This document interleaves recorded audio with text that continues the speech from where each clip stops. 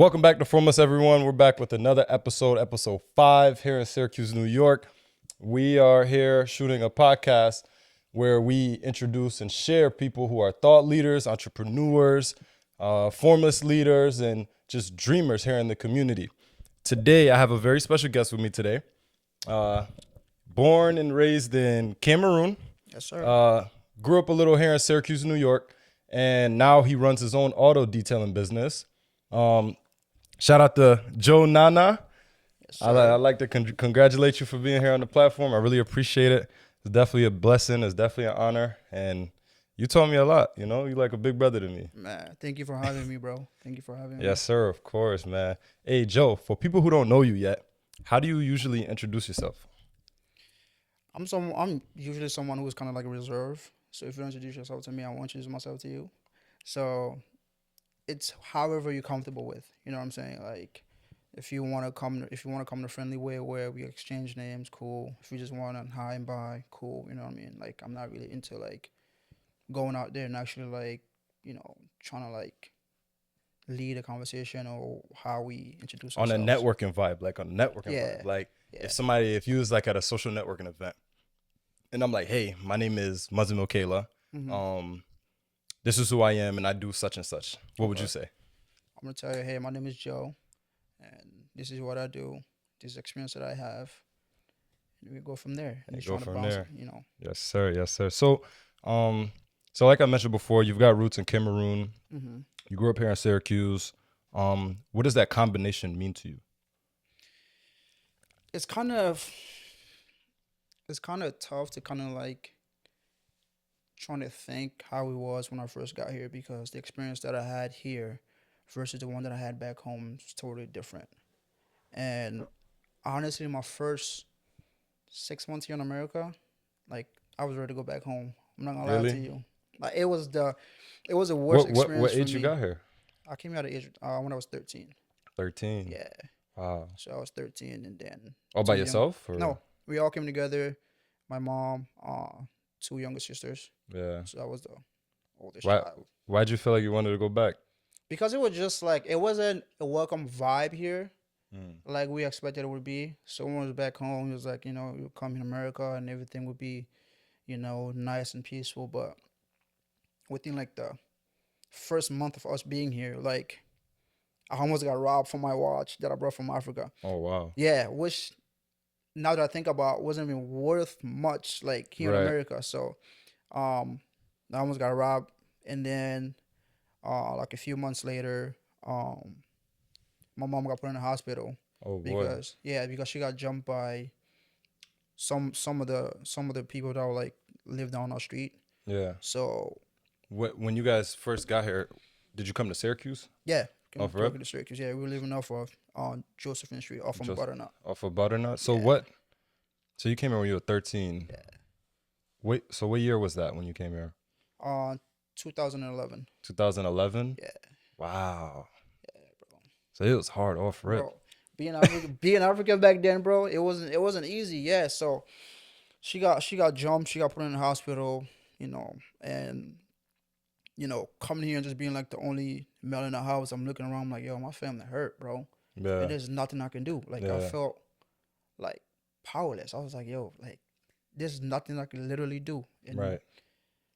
so that whole experience for me at first it wasn't enjoyable. And then on top of that, when you think about learning the language and going to school and having to adapt, and then like Hmm. when you go to school, like you think that like just because there are other people who look like you know, they might welcome you a little bit more, but Hmm. that was an experience that I went through. Have you ever seen a podcast with Godfrey and I forgot the other gentleman's name? It's like 154. They're like two Nigerian guys.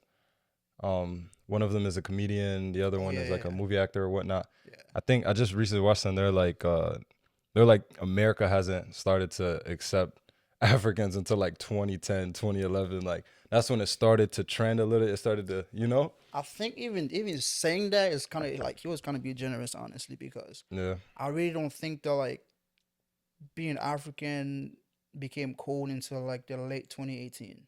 Wow. Because around like 20 like 2011, 2012, 2013, we wasn't the vibe. Like it it was like being African was almost as if like you walking around with a dookie on your shirt. Right. Like nobody wanted to like be friends with you. Even your own kind didn't want to acknowledge you. Right. Like my first fight in the bus was with another African. That's crazy. Yeah, dude was from Somali.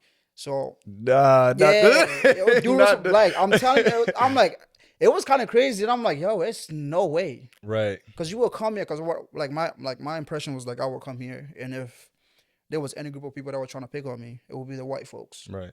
But no, it wasn't the white folks. It was your It own wasn't people. the Asians. Right. It wasn't the Hispanics. It was people that look like me, and Wow. even some people that also came from where I came from. What do you why do you think that is? Like what does that come from? Because I think back then, like it just, especially with just them being here like longer than I have, it's been planted in the mind that Africa is not a place where people who come from Africa don't deserve some type of respect. You feel me? So they always felt like they were better than us one way or another. Mm-hmm. And even though that's not true, but that they just have been conditioned that way. So when an African kid come here, they hang out. They try to hang out with the Americans, trying to like be Americanized, so that they will get like the more Americanized you are, the less it will pick on you. Mm. So that's how I look at it. Mm-hmm. So when I saw other African people picking on their own, Mm-hmm. to me it's just like okay, they're just trying to cope and just trying to like They're putting on a front exactly just to be cool. Yeah, exactly. Wow. So that's why I got out of it. But Yeah. Do you feel like you find yourself growing up in Syracuse where you kind of lost some of your African identity just so it can cope for some of the hardships? no, bro, I He's like, nah, this is the bro way. This through is and the through, way. bro, like through and through, like Yeah. I didn't, you know what I'm saying, like I didn't want to like change who I was just so that I could be accepted. If you're not gonna accept me for who I am, then I guess we're just gonna have to be that way. But Definitely. for me to change my personality and change my character just to fit in, that just be me. Right. You know, I'm not doing justice to myself and my culture, because I want to preserve that and pass it on to to my kids and stuff. So I no. Right. I've noticed you did say like it was just you, your mom, and your sister. Mm-hmm. At this time, where was your father when you came over? No, he didn't come with us. He didn't come with you guys at all. And did that take much of a toll on you, like growing up, or do you feel like it kind of like pushed you harder to kind of fight for more success in a way? Hmm.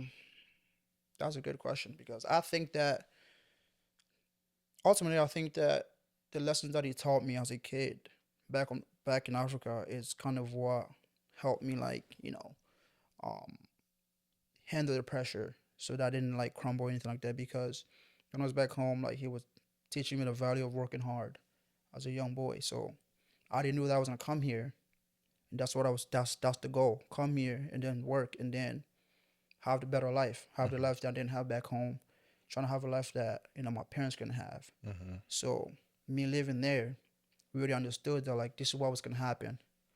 So, but the only thing that I had to do was just make sure that I stayed the course and not get distracted. Mm. But seeing like being like under pressure, like I've been going through it since I was a kid. Right. So, um, You're just accustomed to it at this point, yeah, you know? yeah, And you just adapt to any situation you put in. yeah. So what was like the goal? What was the goal? So when you guys were back home, was it like go to the US for, for a better life, or was it like go to the US, become something of yourself and go back and provide? The only goal that my mother had in like the only goal that my mother had for me was that she wanted me to at least be able to articulate myself, and or at least be able to spell my name. Mm. She wanted me to be able to, so like if I go in a room and I talk, I want people. She wanted me to make sure that like people can know that I have some kind of sense. Mm. People can kind of respect and listen to me when I have something to say. You feel me? Mm-hmm. So she wanted me to have some kind of education, Right. but she didn't want it to put too much pressure on me. She just wanted you just go there, do the best that you can, but make sure that you can articulate yourself. Make sure that you can you can spell your own name, and make sure that like when you talk, people like respect you and people want to listen to what you have to say. And I definitely believe you fulfilled that. I mean, you just recently bought her a house a few years ago. Yeah. Congratulations. That's a big stepping stone. So a Thank kid coming from Cameroon when he's 13 years old buying his mama a house here that is a wild accomplishment. And there's a lot of fellow Africans that want to follow in your footsteps for sure. But Yeah, cause definitely be proud of that, you know? It's crazy you say that because for me, like when I did that, like it was never. I felt like it wasn't a huge accomplishment, and I feel like that's one of the issues that I have because when I do things, I don't take the time to kind of like turn around, and look back, and see how far I've came. I just want to go for the next thing, one after another, one after another. Keep going. Yeah. So when I did get the crib, when I did get the house, and I'm just like, okay, cool. You know what I'm saying? That's cool. Now they have a house. Now what? At what age were you when you bought the house? 23. 23, right? Yeah. I want to go back to when you said you kind of adapt to any of your situations and you always stay grounded and keep moving forward no matter what. Mm-hmm. Now, recently, I've been paying coming forward to like the build up coming into this podcast. Mm-hmm. I'm like, let me watch Joe a little. So I've been paying attention to some of your social media posts, and I noticed how your attraction to God, to a higher faith, has been more. Mm-hmm. Um, do you believe like that has kind of framed life for you and kind of grounded you a lot more? Yeah, definitely. And I kind of wish I kind of like stuck on that path when I first came here, you know.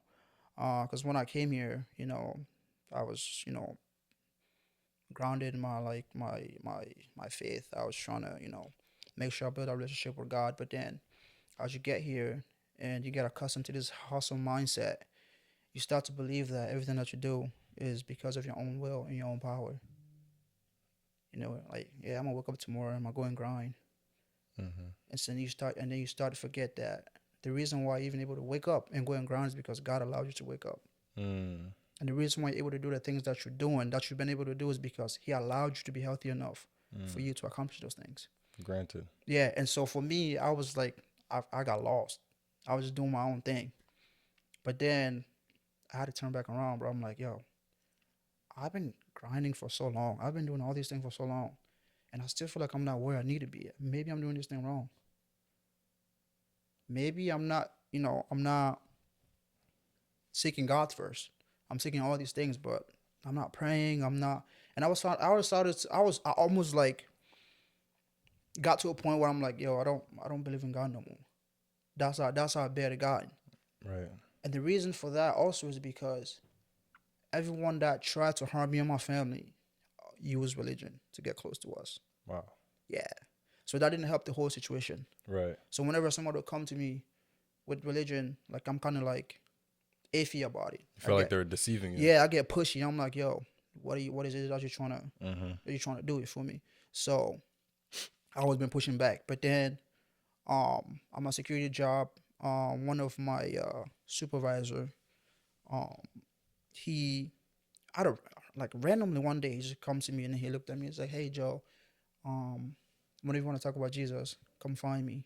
Wow. Yeah, come find me. But then again, that mindset clicked. I'm like, yo, what is he trying to get? What is he trying to Yeah. accomplish? You feel me? So I ignored it. But the difference between him and the other people was that he didn't push me. He wasn't pushy about it. Mm-hmm. He said it and then he left it. He left the door open for you to walk Yeah, through. he just planted the seed and he just left it. Right. And then so we go like a year past. He comes again. He says it again and say, hey, Joe, if you wanna like talk about God, here I am. If you wanna go to so when he said it the second time, I'm like, okay, cool. I have to tell him what's going on because I just don't want him to feel like I'm just blowing him off. Mm-hmm. So I explained to him the situation that I experienced. I was like, you know, this is what I went through, and this is my reason why. And then he said, okay, how about you come to church with me? You see how it is. If you like it, you come back. If you don't, you don't come back. I was like, okay, cool. And so, um, I was trying to find an excuse to get out of it. Yeah, I was trying to find an excuse to get out of it, bro. He's like, man, do I say I'm Yeah. too busy or what's So going on? I'm telling, I told him like, yo, I don't even own a Bible, which I didn't. I was honest about it. I didn't own a Bible. I told him I didn't own a Bible, and then he was like, okay, come, I'll buy you a Bible. And I was like, yeah, I want something that's not too hard though, so that I can understand when I'm reading it. You're You like, feel this me? guy's not letting up though. Yeah. And he was like, okay.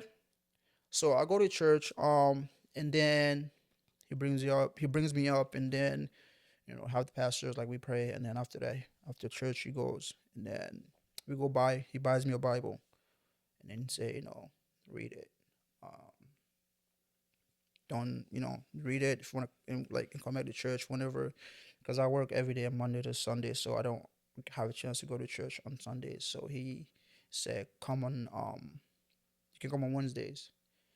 Every now and then I will go and then I'll miss every now and then. But Well, even though I am not consistent with going to church, I've been at least trying. building a relationship. Yeah. Mm-hmm. So I've been reading my Bible. I've been reading my. It's not every day, but I've been reading my Bible, and I've been more like intentional about it. That's really good. Yeah, rather than before. Yeah. Before I was just not even thinking about it, just doing certain things like, and then like I started to see a lot of change that it's starting to have in my life. I'm like, yo, I have to maintain this, but it's difficult. There's days that like I will wake up and I will mess up. I feel like, damn, bro, like can I even do this? Right. Because the thing with me, like I'm really like difficult on myself. So when I mess up one time, I'm like, yo, I'll screw the whole thing over. I don't want to keep doing this. Right. But then like, if I keep reading it, it's my relationship with God is gonna get stronger and stronger. So that's a goal for me, to get to a point where, Absolutely. you know, What I just realized too recently was that God is it's more effective if it's not transactional and it's more of a relationship. You know, because just doing the deed just to say you did it is not really going to make you feel fulfillment. yeah. But like you said, sometimes you feel like, dang, I don't want to, and then you do it anyways. It's more of like a stepping stone or like a growth process where you're like you get a mindset shift and you feel more grounded by doing so. You know. Yeah. So I want to talk more about a little bit about your early childhood or even like some of your family influence. How do you feel like your family influence kind of shaped you into who you are today? I think that like for me at least, I think that like the fact that I have those girls at home that look up to me every day, that um you know it gives me a kind of like purpose. So for example, my mom, like the fact that she made a sacrifice to leave her family back home, her own comfort where she was with her own family member, and to come here to a whole new country where she didn't understand the language, she didn't know how she was navigate, she didn't know really anything about it. For her to make that sacrifice alone, like I can't just throw that away. Right. You know what I'm saying? That'd be disrespectful to her. Oh my God, I'm You so feel happy me? you said that. So I I'm can't so really happy you like said that. do that. Right. So I trying to like, so everything that I do, I trying to make sure that like I remember like, hey, your mom didn't bring you here to just come here and fool around and not do what you're supposed to do. Right. And then on top of that, I look at my little sisters. I'm like, yo, whatever I do, that's what they're gonna do. Mm. You feel me? Mm-hmm. They don't really have a male, a father figure in this house to look up to but me. Right. So I have to make sure that I put them in a better position so they can have a better chance at life than I didn't have. You feel Right. me? So so whenever like I feel like life is tough, I feel like, giving up, I feel like, what I'm saying, like it's just worth it. Like I just like if it was just up to me, I don't think I'd have enough love for myself to be able to keep pushing. Mm-hmm. But when I look at them, I'm like, yo, I can't let them down. Right. Like I have too much love for them to do that to them. You got a big heart, my boy. Yeah, you feel me? So Yeah. like I would just get up and do what I gotta do, no matter how I feel, no matter how it is. I'm like, yo, they gotta get taken care of. Right. So it doesn't matter how you feel. So I'm happy you made that point that your mom came here when you was at a really young age to a point where you kind of couldn't contribute to what she was going through at the time, coming over here bringing two kids from back home, and she's in a new world, new language, new people, and having to navigate through this weird experience. And now you becoming older or getting in a position where you can give back, not kind of wasting it, or wasting the time that you have to do so for her. I feel like hitting on that means a lot because I feel like there's a lot of young men, a lot of young women in Syracuse who kind of don't remember where they come from. They overlook the challenges or the tragedies that their family has been, a part of, and they kind of fall into this hole where it's all about them, yeah. without even realizing that it's hurting the people that love them the most, Yeah, that's one thing I also notice when I see my brothers and sisters who come from where I come from, who went to similar, hardships that I went through, come here and then just throw away all the opportunity and chances that they got, Right. just trying to like live a lifestyle that it is not gonna lead them anywhere. It's a Like, facade. yeah, trying to be, trying to live the gangster life, this and that. I'm like, bro, if you want to be a gangster, you should stay back home. No, for real. But that's where they at, bro. If you want to, if you Yeah. want to be a real gangster, you should stay back home Right. and do that. In some of our countries, they're currently fighting wars there. Right. If you want to walk around and portray that lifestyle, how about you should just stay back home and actually live that lifestyle? Right. Because there's like, if you think about it, trying to live that lifestyle, there's only two things that is guaranteed to you. One, you're gonna land yourself in jail, or two, you're gonna end up dead. In both in those situations, your families are the one who's losing Right. because they no longer have you, Right. and you basically just telling them like, "Yo, the sacrifice that you guys made, man, I ain't need that." Right. Throwing it away. Yeah, so it's like like I kind of wish like everybody at least take some like just didn't just like always think about themselves, but also think about, hey, my parents is they did this for me. But I also understand like not all of us have a great relationship with our parents, so that also plays a role. But Right. being here, who else do you have, bro? You feel me? So, what schools you went to here in Syracuse? So I went to Porter.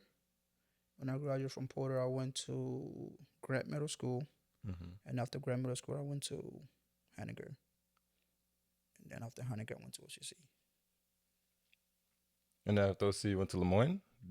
Yeah, so for Lemoyne, it was just a program, a cybersecurity program that I was taking Okay. at Lemoyne. So Okay. Yeah. Did you played sports in high school, right? yeah, What sports did you play? I play soccer. Shout out to my nephew, Baba. That's actually a question from my nephew. Oh, Yeah. yes, sir. He asked me to ask you if you played any sports, and then if why don't you play them anymore?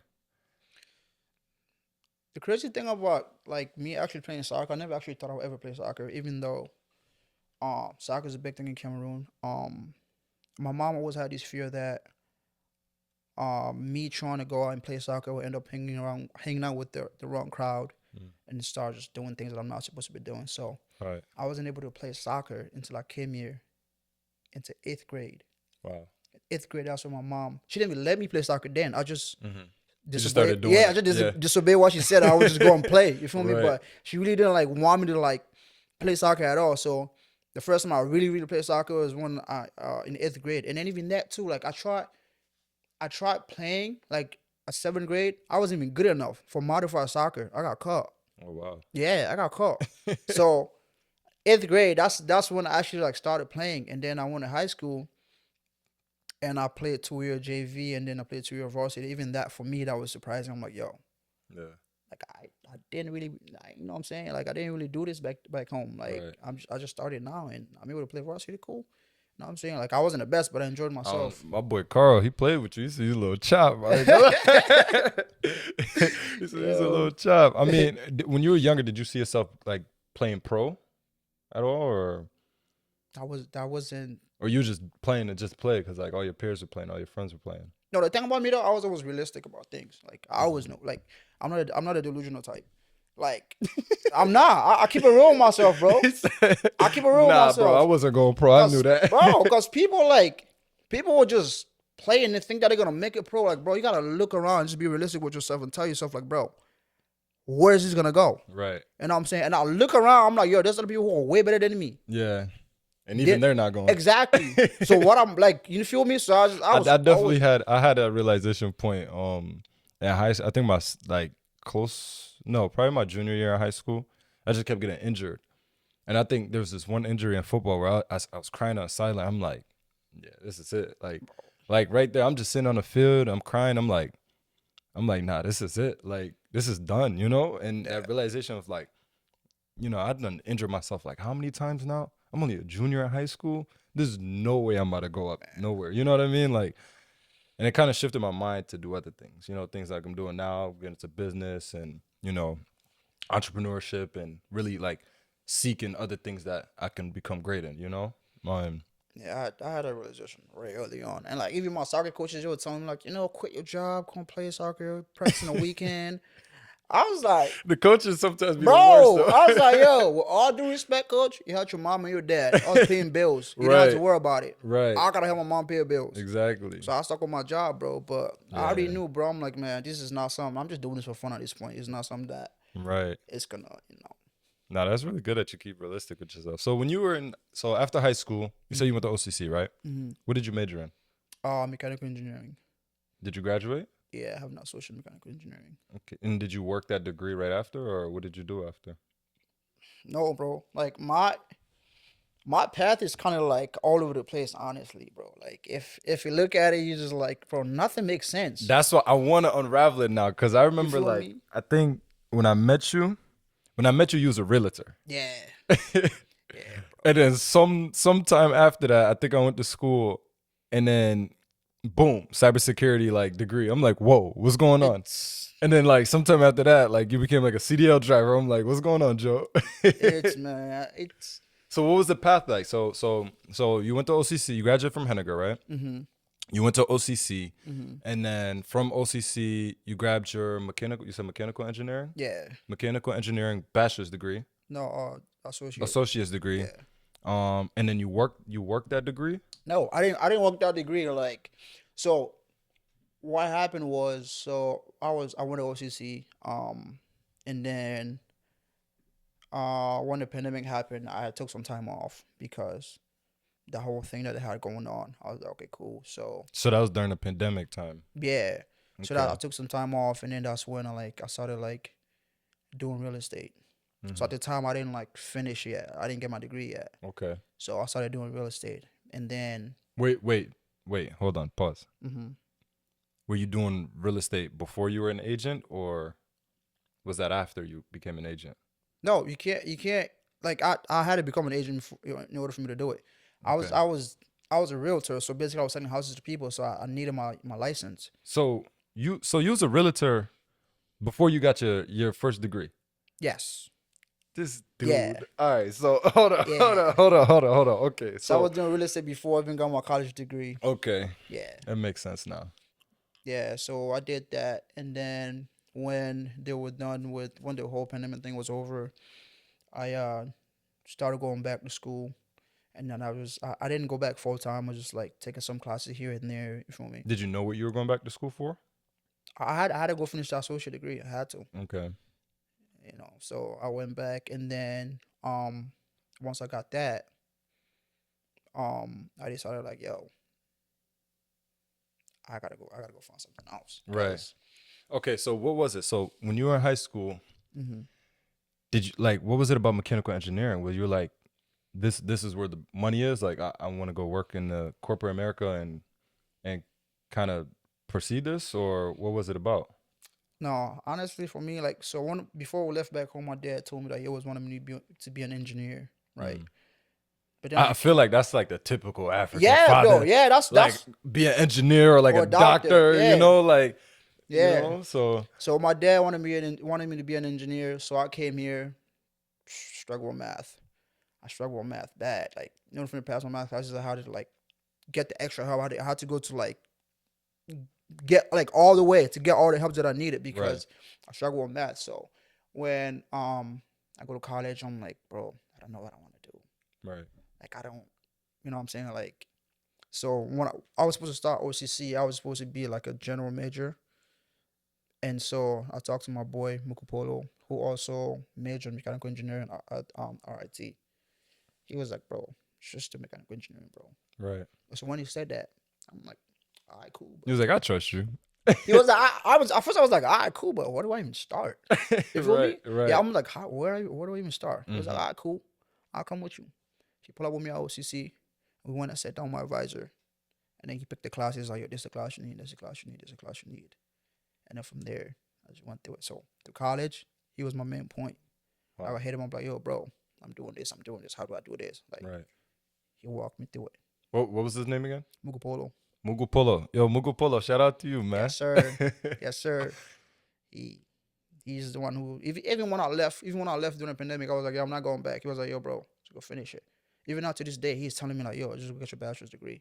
But I'm just being stubborn because if I go now, I have to go get some loans in order for me to go get my degree, and Right. come back get a job just to get the salary and pay them folks back.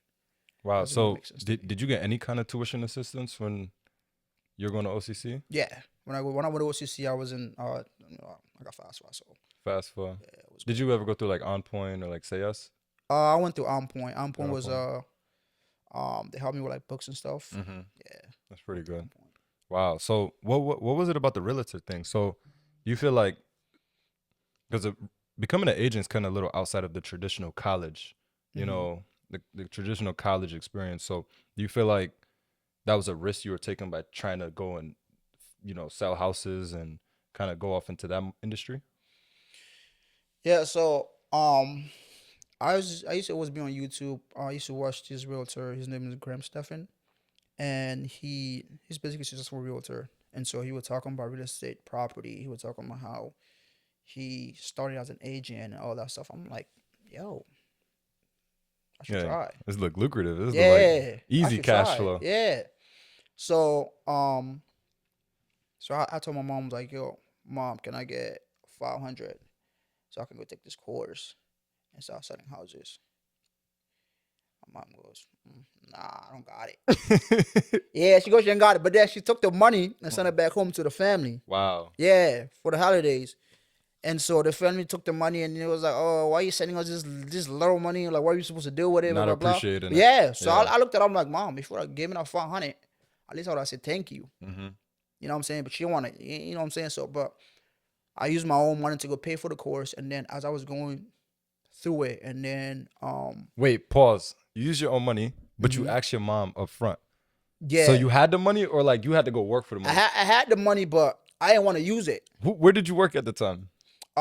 Shoot, I think I was working at the Marriott in downtown, and also I was Doing valet. yeah, What was your rate at that time? Like how much were you getting paid? bro. We was getting, bro. I was like $13 a night. 13 an hour. Yeah, At what age? So you're like probably like 18, 19 at that time. I was like around like 19ish. 19ish. Yeah, See y'all like look, my guy was getting minimum wage, probably even below minimum wage. yeah, Bro needed 500 to go take a course that he don't even know is gonna even pay him bro. back. Like he just took that risk. Like taking a risk is really something. Like Yeah. And at So, that time, you probably like, yo, I'm trying to buy some shoes or something, or like I'm trying to, wear some decent clothes on my back.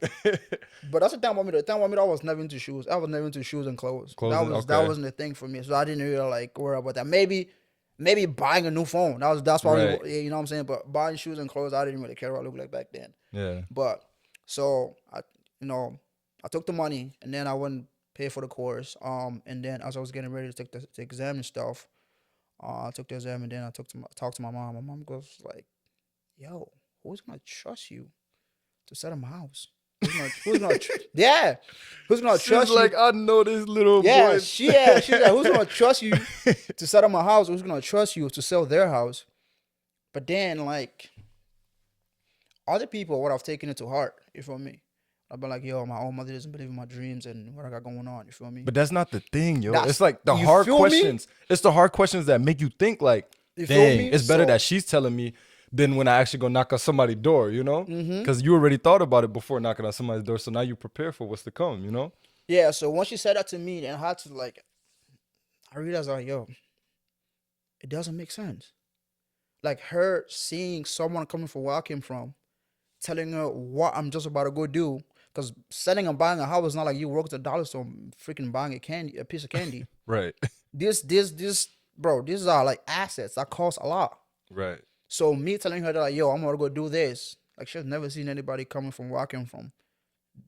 Told her like, yo, I'm gonna do this, or see them doing what I said I'm just about to go do. So it Right. didn't make sense in her head. Right. But the fact that she said that, it made me want to do even more. I'm like, okay, cool. She's right. I'm also right. Because there I'm also questioning myself, asking myself the same questions. You feel me? Yeah. But then it kind of like lit that fire in me to be like, yo, we gotta go try this. And so I made a promise to myself that I want to quit real estate until I've sold at least one house. Wow. Like at least one house. Like just Just to know you did it. yeah, And just to prove to your mom exactly. as well. Just to show her that like, yo, I did it, and also prove myself like, yo, you was able to do it. You Bro, feel I'm me? telling you, one thing about mothers, once you prove to them that one thing they doubted about you, and you prove to them, bro, they believe the sky is the limit for you. Yeah, Like, bro. And Man. then the funny thing is, like, when I sold my first house, like, when I got my commission check, I didn't open it. I brought it home and like I gave it to her to open it. Like, I recorded on Snapchat. I even have a video of it on my phone still. I gave her the check to open it, and she opened it. She couldn't believe it. Wow. She was like, "Yo," I was like, "Yeah, this is what this can do Right. if it's consistent." Mm. You feel me? But then my goal with that was to show her that, like, hey, it's possible. It doesn't matter which corner of the world you're coming from. Like, if you try, things are possible. Right. You feel me? So from that day on, like, my mom, like, she never like looked at me like any type of way. Like, when I started to do something, she just like, okay, cool, because she knows that I'm gonna do it regardless of the circumstances. Right. I'm gonna go and do it. I'm gonna go and try and do You're it. gonna go above and beyond no matter what. You know? So she didn't really trying to stop me. So it was the same thing when I went to trying to go to trucking school, because trucking school is expensive than real estate. So wait, so at this time you still don't have your degree. Yeah. You still kind of in between classes at the same time where you're kind of a new real estate agent, and now you're trying to go into trucking. Yeah. Right after you just sold your first house. No, like I sold. I went to real estate after I sold like my second house. Your second house. Yeah. But you still a new agent. Yeah. Yo, you moving quick, my guy. Bro, cause I'm like, bro. He was moving quick. Bro. He said, yo, time is running out. Yeah, on the Tomorrow's not promised. I gotta on top go. of that too, I was doing a full-time job, and I was also doing a part-time job. Right. So I left Valet to go to trucking school. But I was doing trucking school and I was doing security at the same time, and I was doing real estate at the same time. Wow. Yeah, so I had to leave Valet. So I told my mom, like, yo, but that was after I bought my house too.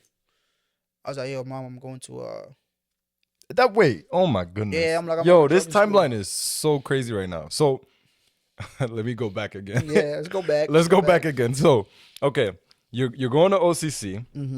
Okay, and then you kind of like you're in and out of classes, trying to grab your degree. Yeah. Within that time, you become a realtor agent, and within the time of you becoming a realtor agent, you sold about 2 houses, and you even bought your first house yourself. Yeah. Okay, now within all of this fufu combobulation, this jollof rice combination, you are trying to pursue trucking school. Yeah. Wow. So this is all, what would you say? This is all within like a 3-year span, or Yeah. within 3 years? Yeah. Wow. Life was moving. Yeah, because I think I bought my house in 2022. Okay. And I started going to trucking school, I think in August of that year. And then I graduated in January of 2023. Wow. Yeah. So yeah, so that whole time, like, I'm trying to go, like, 3 years ago. Yeah, go to trucking school. I told my mom, yeah, I'm going to trucking school. She tells me, she goes, yeah, okay, how much is it? I'm like, yeah, it's 10,000. She looks at me, what? Yeah. I'm like, yeah, well, 10,000. You was sweating telling Yeah, her that, bro. like. But then, like, I applied for financial aid. Financial aid covered 4,000. I paid the rest of the 6 out of pocket, and I went. And then, while I was going to trucking school, this cybersecurity program thing that I was talking about, the opportunity presented itself. So I'm like, okay, cool. Let me just go and apply and see what's gonna happen. Right. And you were going for your CDL, right? Yeah. What were you going for? Like Class A, Class B? Class A. Class A. And Class A, could you explain to people who don't know what Class A is? So basically, Class A, like, you get to drive, like, basically like 18-wheelers, bigger trucks and stuff like that. But Class B, you have some restrictions. So Class B is like 10-wheelers, school buses. Yeah. Right. Yeah. Those city plows and stuff like that. Yeah. Still, they make good money. They make that good money, but that Class A is like overall, right? Like you could do whatever. Yeah. Wow. So, I'm going through trucking school, and the cybersecurity opportunity presented itself, and I just apply. I'm like, why not? I'm probably not gonna get accepted. You know what I'm saying? So I go and apply, and then they call me for an interview. I'm like, okay, I'm gonna do the interview. Mm-hmm. Do the interview. I'm thinking I'm not even gonna get picked. Wait, what is this for?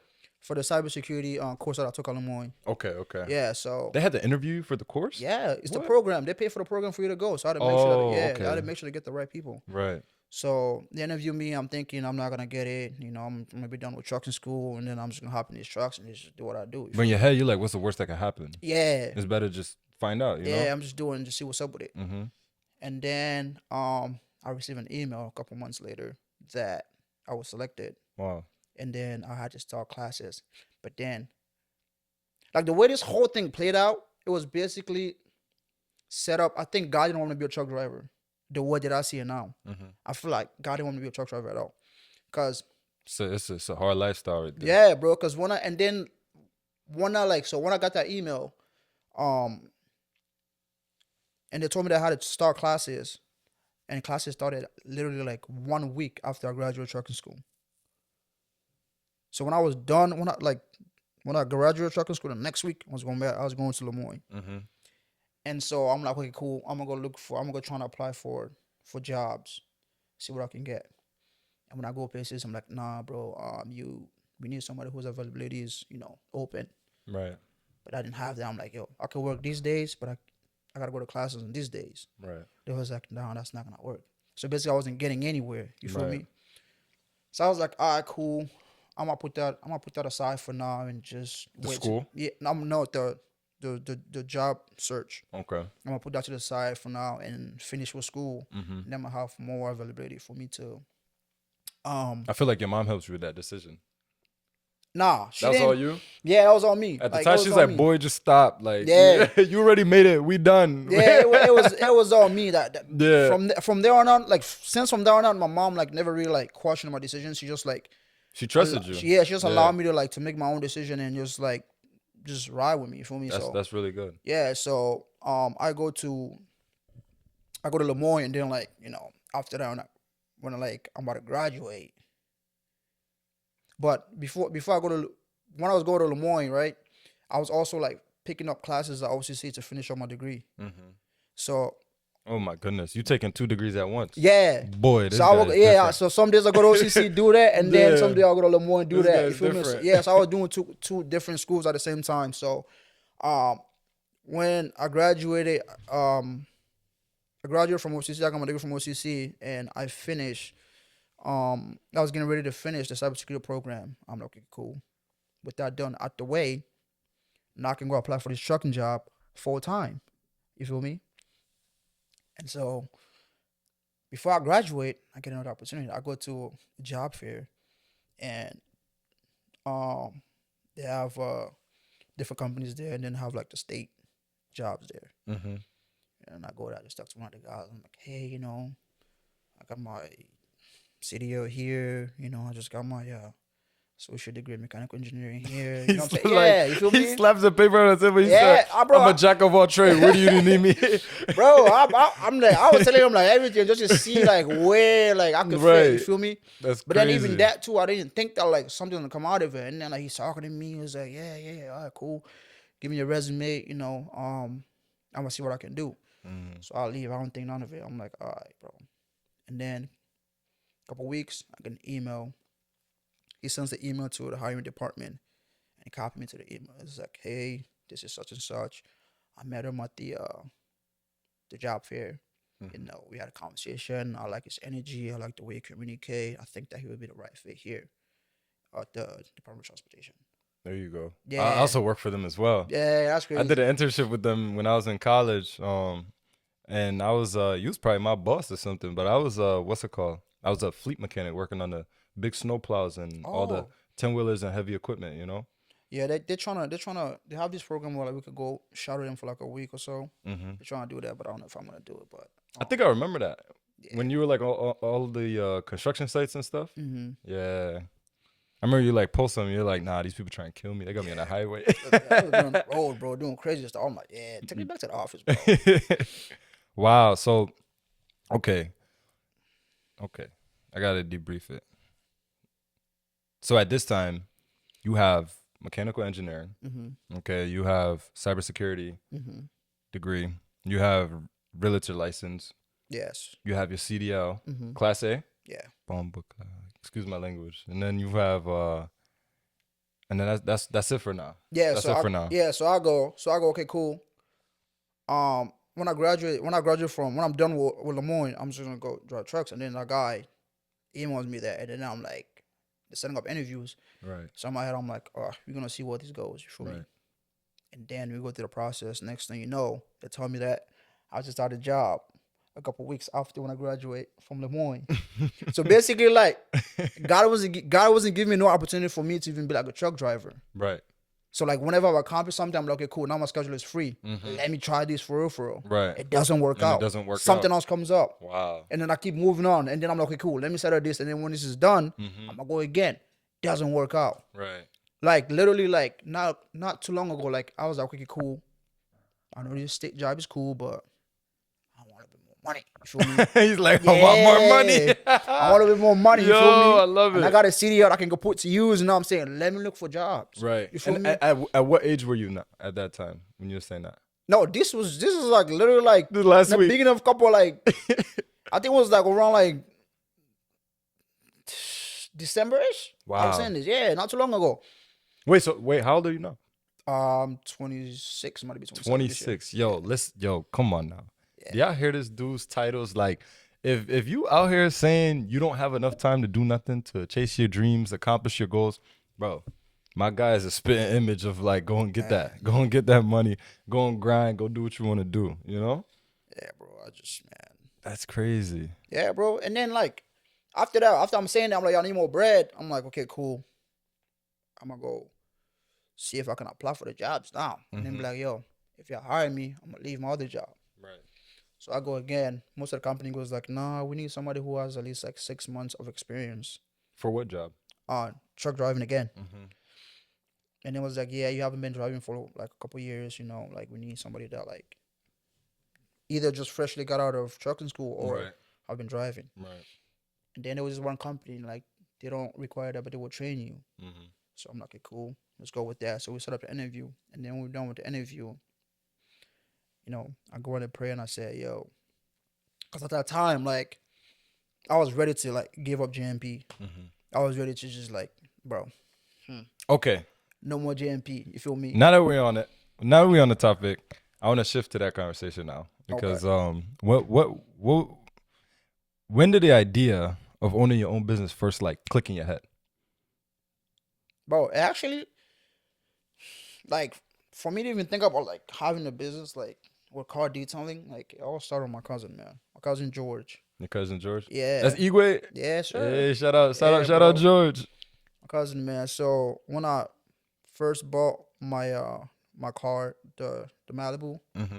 that was like the first nice car that I ever bought, that I bought by myself, like cash. You feel me? So like, Yeah, if y'all knew Joe when he had that red Malibu, my guy is driving it like it was a Lamborghini. yo, like, bro, it was crazy, bro. Lamborghini, Bro, like what? Because that was a car that I really like bought. I'm looking at it. I'm like, yo, this is, you know what I'm saying? This is like something I really worked hard for. And right, it was your trophy. yeah, and even like me, when I went to go pick it up at the dealership, I went with my mom. Like, she couldn't believe it because when I went there, I initially went there to get an oil change on my car that I had at the time. Mm-hmm. So I went there, came back with a new car. Yeah, I went there. You just going to get an oil change. Yeah. And you ended up buying a new car. Yeah, I was just supposed to go get an oil change, and I went there. And then coming home with a new car, I'm like, yo, mom, I just brought a new car to go pick it up on this It's day. either you are like very ambitious or that salesman was really good at figuring out what you wanted. No, because like the car that we had before, right? I was telling, like, my mom wanted to take on a trip with her friends. I was like, mom, don't take my car on a trip. It's not a good car. It's not that it's not a good car. I just didn't trust the person that she was going with. I was like, Okay. the person does not know how to drive. Oh, okay. Yeah, don't take the car there, right? Mhm. And so she was like, nah, it's gonna be fine. So they took the car there and they brought it back with the engine light on. Oh boy. Yeah. Yeah. I was pissed. I'm like, yo, this is this is exactly what I told you not to take the car. You know what I'm saying? Because this is exactly what I was afraid of. Right. And so I bring it down. I'm like, yo, do the oil change and then check the engine light and let me know what's going on. I got there. I'm like, man, screw the engine light. You see that wreck over there? I like it. Can I test drive it? You feel me? So I test drive the car and I'm like, all right, cool. And then I go home and tell my mom, yo, you gotta go pick this car on this day. She was like, what are you talking about? I was like, yeah, we gotta go. I just got this new car. We gotta go pick it up. So in her mind, like she was yelling at me still, but in her mind, she thinks that maybe it's just like a little another car that I bought that isn't, it's not that much. It's not crazy. Right. So we get there. The salesman is telling her the numbers. She look at me like, did I heard this right? I just like, yo, mom, chill. Does she speak to you in English or in your language? Like the way my mom is, she is funny. Like depending on her mood, Yeah. she'll speak to you in either English or French, She'll switch or it she up. will mix it up. Like bro, it depends. What she was on her saying mood. to you at that time? Bro, she was telling me so at the time she was speaking to me in French. She was like, yo, I don't think we can afford this. I was like, mom, what are you talking about? She was like, I don't think we can afford this. I'm like, I told her, mom, just relax. And so we signed all the papers. They gave me the car. We get in the car. I start the car. I'm driving off the dealership. My mom goes, yo, we can't afford this car. Return it. I'm looking at my mom like, yo. Yeah, look at my mom like, yo, what are you talking about? Tell you turn around, like take this car back. Bro, I'm like, yo, what are you talking about? The car's already paid for. What are you talking about? Like, there's no way. Like, look, we leaving with it. That's real funny. So how you saying that we can't afford it? We're leaving with the car already. Like, Right. you feel me? So so when I got that car, it was a crazy experience for me. So then I'm like, okay, cool. This is something that like. You guys need like a little anime show of your life, bro. That's Bro. so funny. I can imagine that right now. Like y'all just going back and forth in the car. Bro, like I'm like, but then that too, like that kind of like hit me, bro. Like stuff Mm-hmm. like that, it hit, like it, bro. You remember it? you Yeah, know? because like I'm like, yo, bro, for you to have a life where buying something like this for yourself, you can't seem to believe it. Right. You feel me? So like it just kind of hit me. I'm like, dang, bro. Like my mom is really just like, she had it rough. Like this is her chance for her to kind of like enjoy these things. And that was also a big statement for me, because a big accomplishment for me rather, because the story that she went through that drive me to like just start buying these cars is because we're gonna go back again when we first came to America. I think a year and a half, 2 years, and she gets a job at the it was a hotel called Holiday Inn by the In State Liverpool? Fair. No, by the State Fair. By the It's State all over Fair? there, yeah. Okay. So she's working there with a couple other Africans, couple on her coworkers that they were friends hanging out with, and so they're going to the same job, so they're riding the same car, but the person that was giving her a ride was talking down on her, bro. Wow. Yeah, like you here for this amount of years, you haven't been able to buy a car. Mind you, we've been here for a year and a half, maybe two at most. Yo, that's like the African model. Yeah, bro. like Like even in my family, like this family back home that would be like, you've been in America for how long? You still don't have this. You still don't have that. Like, but then for her, it was being said to her here by the person that was giving her a right to work. right. It was like, yeah, get your own car. You here? You don't got your permit. I'm like, yo. But then if you think about it, like my mom don't even write English. She don't read or write English. Right. So it's up a battle for her to get Right, that. right. You feel me? And so there was an incident And where it hits you, her son, because you're like, yo, like you don't like that embarrassment for her, because It's you can not- see how it affects her. it's not only that, bro. Bro, that whole story is worse, bro. I'm telling you. Like it got to a point where like, bro, they was making her cry in the back of the car, and then they brought her to work, and then they left her there and came home. My mom didn't have nowhere to get home. Wow. So she walked on the highway to get home. To get home. Yeah. So I'm home. I'm 14, 15. I'm looking at like, yo, it's 3 o'clock. My mom usually gets home by 3 She o'clock. still didn't get back. No, I'm calling her. Her phone is not going through. You feel me? So like, Phone's dead. yeah, I called the job. They say, yeah, she left around like 3:30, 4 o'clock. Yeah. And it's mad late. She's not here yet. She was on the highway walking back home Yeah, bro. from State Fairgrounds to Yeah, Butternut. bro. Yes, bro. Yo, bro, She got- y'all bro, from Syracuse?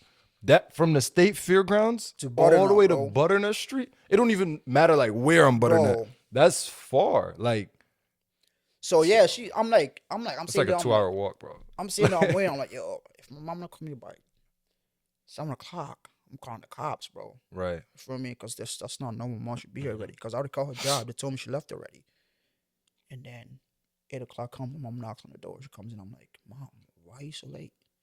She was like, oh, I didn't have a rush. I walked on the highway. And I can visibly tell that my mom, she was crying. Yeah. I could tell that my mom was crying when she was walking home. I can tell. She told me she was walking. She walked home, and I asked her, what happened? She told me the whole thing. I'm saying I'm 15, bro.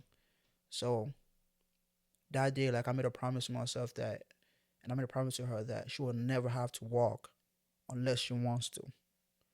I told her like when I turn 16, I get my license. I'm gonna make sure that you don't have to work if you don't want to. Mm.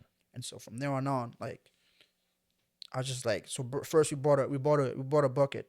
We drove it around a little bit, got to an accident with it. She got to an accident with it because she was gonna pick up her friends so we are gonna go to work. And we got another bucket. And then like when I bought that car, it was like the nicest cars that we own. You feel me? So that for me was the biggest statement for me because I'm like, now you don't have to walk anymore. You could drive something that is in good condition, new, and it's safer. You know what I'm saying? So like you don't have to worry about it anymore. You feel me? So from that time on, I always made sure that like I always made sure that we had a vehicle so that she didn't have to like ever walk again. You feel me? But then in me getting that car, like for some reason, like I don't know, I can't. I used to like hate having dirty cars. I didn't like that car to be dirty, so I used to wash it like every 2 days. Right. Yeah, so but then I had Delta Sonic. I brought a car to Delta Sonic one time. Mind you, I already hand washed the car a couple times. So I bring the car to Delta Sonic, run it through, and I literally behind the truck, and I literally see like the freaking dust blowing off, and all that thing just picking it up. Yeah. Yeah, so I'm like, oh my god. It's about going your car. Yeah.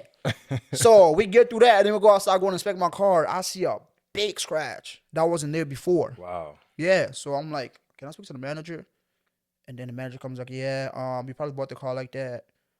They probably buffed it, you didn't see it, and then now that you run into the wash, it came off from my Just bro. telling you anything. Yeah, I'm like, bro, I hadn't washed this car a couple times. If it was there, I would have seen it. It's noticeable. You feel me? So so you can go ahead and file for a claim, but you're most likely gonna decline it. So I filed for it. He declined it. I'm like, okay, cool. I ripped that tag off my car. I'm like, from now on, I'm not going there. I'm just hand wash my stuff. So I would wash it. And this is where the story begins. Yeah, bro. Joe Nana, the detailer. So I would like detail my car, and I would like post it on Snapchat. Every time my cousin look, I'm like, yo, you can start as a business, bro. Like people. Is that what was George saying that? Yeah, George. What's up, like, yo? After you was clean, so you was cleaning your car after you went through what you went. You went through that little breakup with Delta Sonic, and you like posting it, like you just loving your car, flexing your car, posting it, cleaning it. That's all it was. And George was like, "Yo, I ain't gonna lie, damn, this could be a business, bro." Yeah, y'all need some friends around bro, you, he man. was like, yeah, bro, he was in my ear like, yo, this could be a business. I blew him off like, man, nobody gonna pay me for me to do this. Yeah, like, you know what I'm saying? I'm just doing it because it's cool and stuff like that. So at this time, was that like after, the realtor stuff and cybersecurity? Was that after that? Bro. This is before that. No, like in the middle.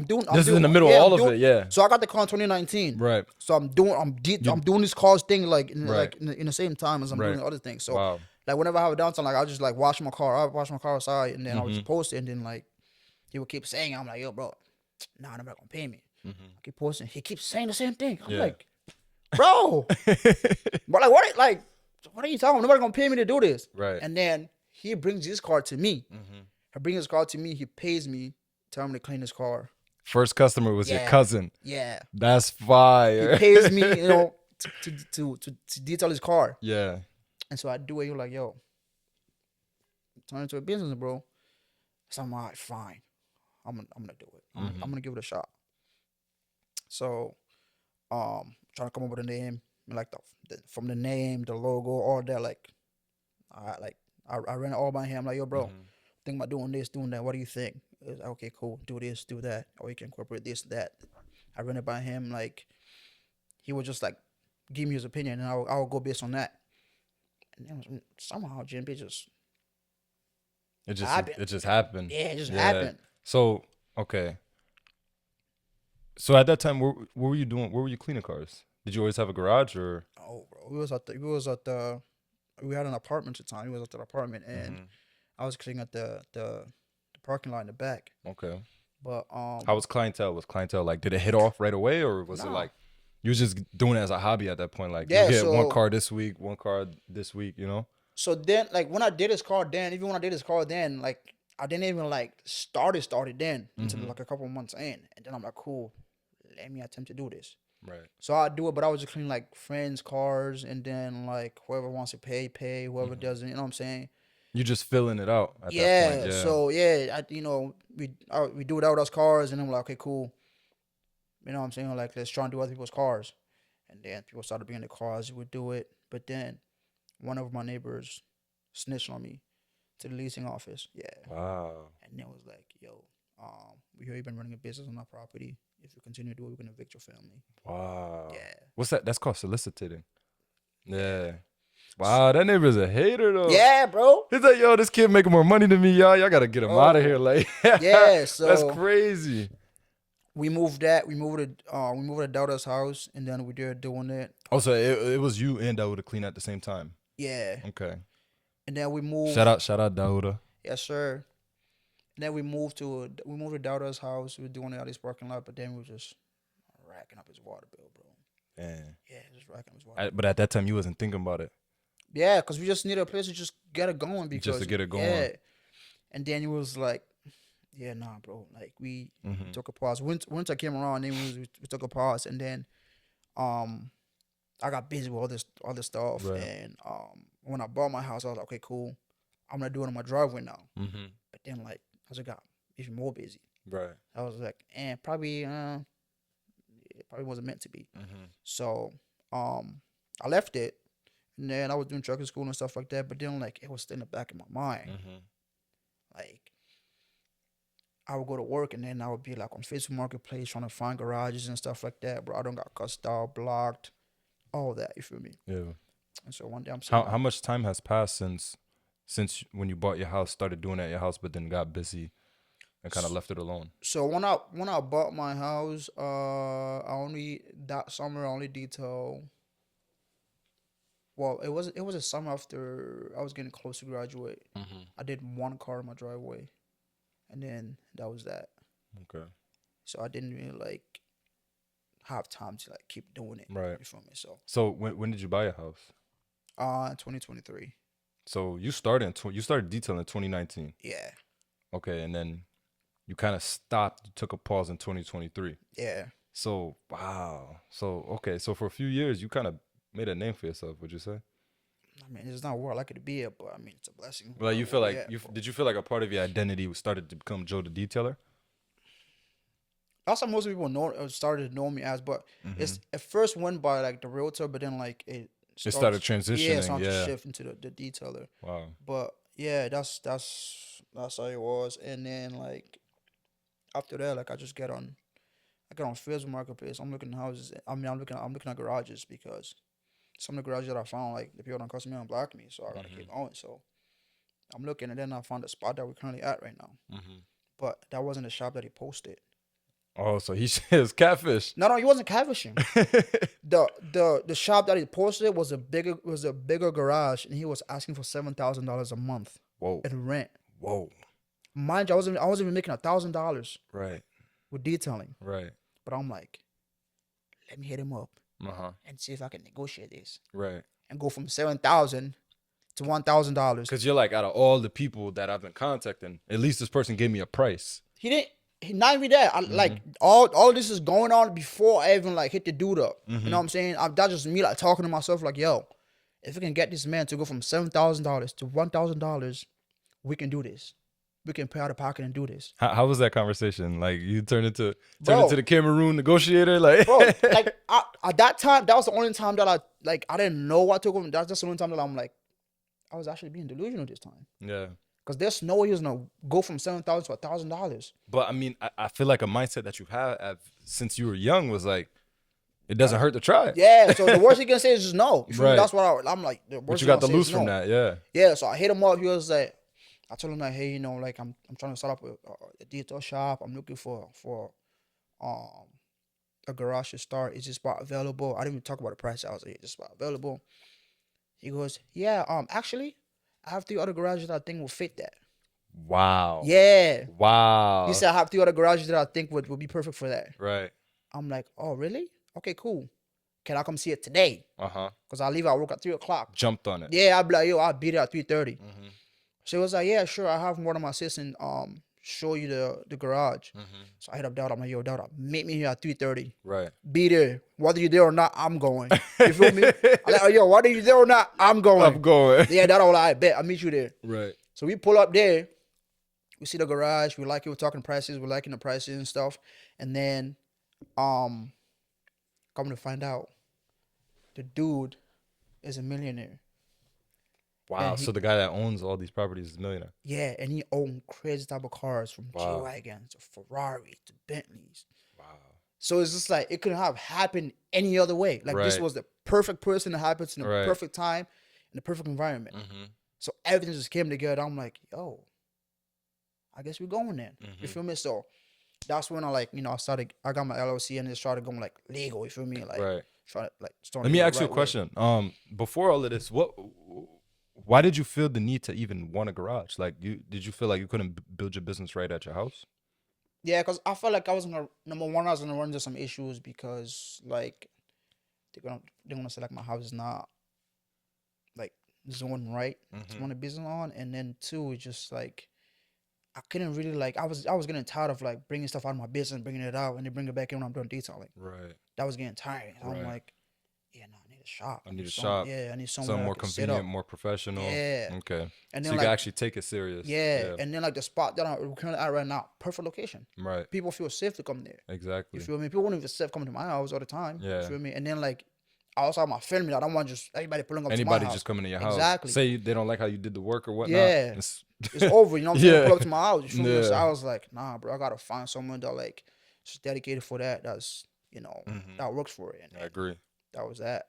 Wow. And then J&P just Hold on. So, so this guy that's a millionaire, did he like teach you anything about business, or was he like kind of just telling you like, oh, I have these spots that are open. This is what I do, and this is who I am. You know, he didn't when we met up like he didn't say nothing. Now you look at him, you can't even tell. He's just like regular person. yeah, Right. chill and stuff. And then I'm looking around and then like daughter tells me like yo I was talking to the man like he said he owned this kind of car and then he said that his car could be the first detail that we get. And what car was that? It was a G wagon. G wagon. Yeah, You had a few G wagons on your page since then. it was bro, I'm gonna go scroll to one of your first posts and let's see that G wagon. yeah, it was a G wagon. It's pen. Wow. Yeah, it was a G wagon, and then he was like, okay, cool. You know what I'm saying? Like, bro, that man did a lot for us, bro. Like Yeah.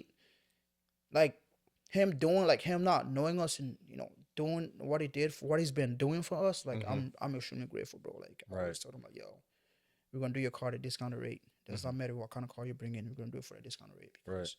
you're looking out for us. You Right. know what I'm saying? Like you didn't have to do this. There are people that I know that wouldn't even do this for me, but you didn't know us. He's like, you know what I'm saying? So and I think it's just like him also being a businessman, he kind of understand like the hustle, like when you're starting out. Right. So he kind of understand that. So Right. he's very supportive. Yeah. So yeah, bro, that's how J&P came Wow. about. Wow. Wow. Wow. Wow. Wow. That's oh my God. You had a what 26 you said? Yeah, bro. Boy, you had a life. And it's still going. It's only up from there. Yeah, That's I crazy. hope so, man. That's what I'm Yeah. trying to get to, honestly. Wow. So how did the name JP Auto Detail formulate? For me, I always wanted to like put my mother's name on the map somehow, Okay. and so I was like, why not? This is a perfect opportunity. So Mhm. I'm the J and she's the P. Her last name starts with a P, so that's her. Mhm. That's where the P comes from. But the J is me, and then she's the P. But There you go. that's how. There you go. I just seen you start a new page, JP Tinting. Yeah, There you go. yeah. I'm trying to do something different. I'm trying to like have a Have its own kind of yeah marketing. tint and wraps on his Mhm. own. Yeah. Do you think you will start doing beats and sound systems? I haven't tried it yet. Have you ever had the thought?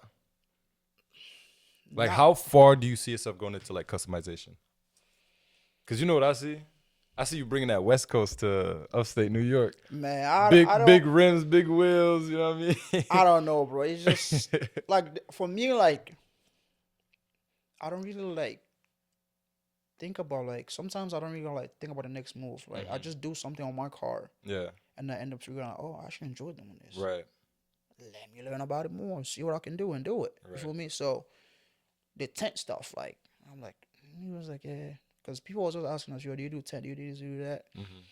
I'm like, nah. I call around, ask to see if I can find someone that could teach me how to do it here. Everybody wasn't trying to teach me, Right. so I was like, cool. So I hit up 3M and I went to the headquarters Mhm. and I learned how to rap and I learned how to tent. So now like those are the things that I'm doing to my car.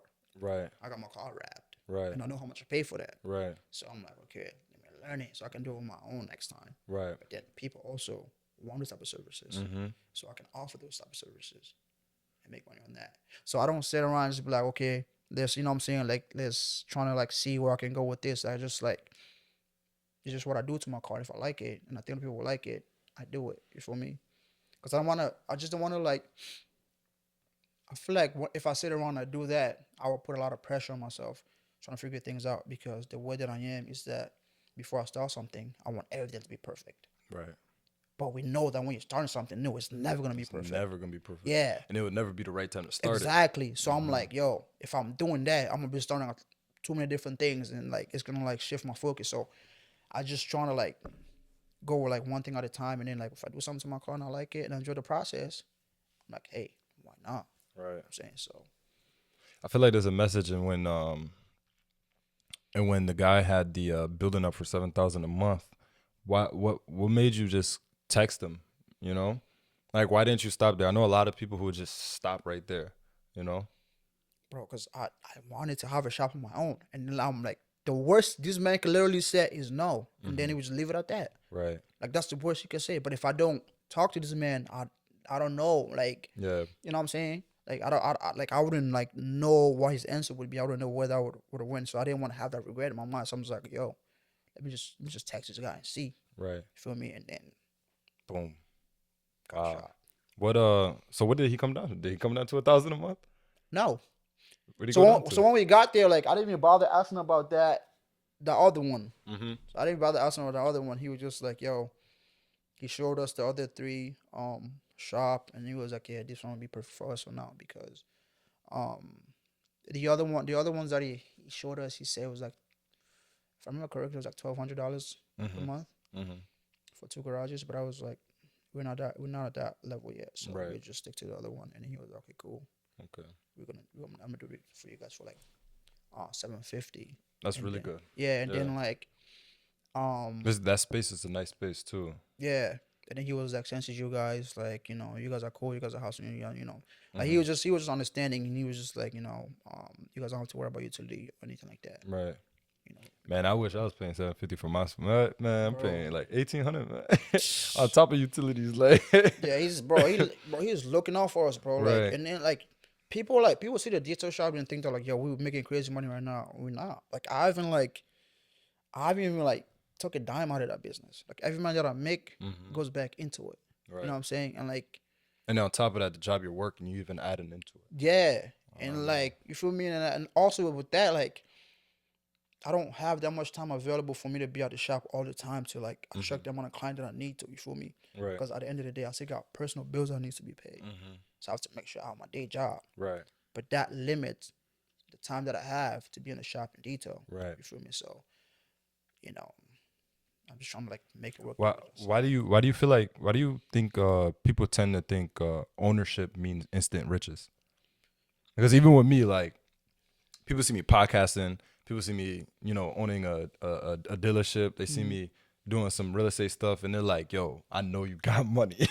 Like, why do people instantly think that ownership means instant riches? I think it's because they don't see the work that goes on behind the scenes. They think that just because you're at that level, you're already experiencing success. But they don't know that there's a lot that goes into it behind the scenes. Like, you're spending so much money just to make sure that building is still standing up. You feel me? But to them, it seems like a crazy accomplishment. So they think that you might have it. You feel me? But they don't know that, like, yo, you're on your last dollar. Right. Because you have to pay for this, you have to get this equipment, you have to do this, you have to do this. You feel me? So I think it's just like them seeing like, They see the titles yeah, but Yeah. they don't see the project that goes on behind it, behind the it. stress that goes on, and all that Right. stuff. So they think that, like, oh, okay, he's doing this. If he's able to purchase this, that means that he has money. But then again, what if I use my last dollar to purchase the equipment that I needed? Exactly. What if you use your last dollar to buy the car that you needed to buy to flip? You feel me? So it's like, it is what it is. And I think like with me, like, that's one thing that people always like get wrong with me. They always think that I have money. Whenever they say that, I'm like, I be looking around with them like, yo, where's the money here? Where's the money that you Show see? me, show Where? me. I'm like, yo, where's the money that you see? You feel me? Yo, I always say one thing about entrepreneurs is when they broke, It's a they not lying. bro. They It's a is different type of broke. broke. It's really broke. Like, but when they got money, hey, It's a different type of broke. I'm you telling you, know. more like being like broke, bro. It's a different type of broke especially when you're running a business, bro. Because Mm-hmm. man, you have to be able to like budget your own bills and then business expense, and then you know what I'm saying. You're gonna have money saved to the side just in case if the government want to come bother you. It's like Mm-hmm. it's And then it's on top different. of that, I mean, look at it. Like you just got your shop, okay, Mhm. and mind you, you took like a long break from detail and marketing, posting about it before you got your shop. So now you got your shop and you have these overhead expenses. Mhm. Now you kind of like fiending for the clientele Yeah. because you're like, yo, I gotta pay this. Like I got Mhm. rent due soon. You know, what was that like in your first couple months of owning your first shop? For me, I always made sure that like me and the guys always had money for rent saved up. I was like, yo, if anything else fails, let's make sure we have rent money saved up so that we don't have to get put out. Because if we get put out, we got to start this whole process all over again. You Mm-hmm. feel me? So I was like, yo, we have to, um, It's a sacrifice, yeah, an investment. You know. have to split the rent and then Mm-hmm. figure out the rest later. Mm-hmm. If the rent is covered, we still have a chance. Right. But if we don't have a shop, we don't have a chance. So Wow. that's how I look. That's how I looked at it. And that's how we went Right. about it. So. So how did you go about getting that clientele? Did you was obviously marketing? hmm What were you marketing on at the So time? basically, for me, like I've never actually like. Like if I had a little kid right here, or hmm even me myself, like, and you wanted to teach me how to go about detailing or like hmm starting a detailing business, what would you say to me? I think for me, like the best way to go about it that I would think is go on YouTube. YouTube University. Yeah, but when you go on YouTube, don't try to buy everything that you see. Right. Buy the thing that you need that are necessary. You feel me? Because a lot of times, like when you watch all these YouTube videos on on detailing and stuff like that, these detailers have equipment that you don't necessarily need, but they only have that because it will look good on camera. You Mm. feel me? But you don't necessarily need it to to deliver good results. Right. So just if you trying to start a detailing business, you're gonna need your vacuum, you're gonna need your pressure washer, you're gonna need some rags, and then you're gonna need the product that you need, like the soaps and stuff like that. You know what Mm-hmm. I'm saying? But you gotta make sure that like you're not buying everything that you see. Right. Cause like these people, It's gonna put you in a hole. yeah. Cause these people, and then even you just like watching people buy all those things, like it just make you not even want to do it. You're Mm-hmm. like, yo, this is too much. Right. You feel me? So So it, you follow the process of like buy as you need, pretty much. yeah, Mm-hmm. yeah. So like, there was a time, like, bro, when we first started, we didn't have a steamer. We didn't have even even even for water source. When I used to be the place I used to be at, like our first apartment, we used to use buckets. And then when we moved to Delta's house, we bought a water gallon, and then we had like a pump that was just Mm-hmm. hook up to it to help us. Like pressure. Yeah. Yeah. So we had that, and then, but as time went on, like we tried to like improve like how fast we were doing things. So we bought different equipments, but like start with the basics, bro. Start with the basics. Get your feet into it. Like don't try to buy expensive stuff because you see how people use it. Mm-hmm. Because you don't know if you're gonna really like detailing. You feel me? Mm-hmm. So try it first. See if you like it. Do friends and family cars. See if that's something that you could do, and then go from there. Mm. Okay. Because that's how I went. Like I didn't like know anything. I was just cleaning my car, bro. I'm like, clean my Yeah. car. But then now I'm like, okay, cool. I know how to do this now. How do I do it professionally? Mm. So that's why I had to You do the turned a hobby research. into a business. Yeah, Do you encourage other people to do so? depends on what it is. Yeah. Do you have any regrets of like how you went about things for your business? I think the only regret that I have is kind of is like me taking a break. I wish I didn't have to take the break, but there was no way around it. Mm-hmm. You feel me? Because it was just a lot of blessings happening in between. Yeah, you Right. feel me? So it's like I had to sacrifice some things at the time, and I felt like detailing was one thing that it was okay to put in the back burner at the time. But if I didn't do that, like who knows where I would be by now? You feel me? Like so, I was like think about that. I'm like, yo, where would I be if I didn't like? What would I be now if I was like, if I stayed locked in? If I didn't take that break, where would I be today? You feel me? But it's like it's life, bro. So, What would you say is small business owners' most difficult challenge?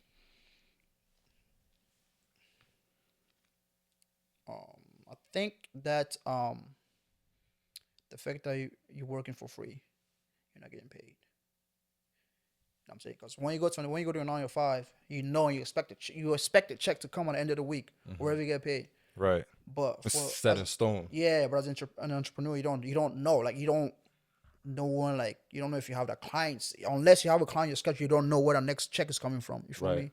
So people don't can't handle that.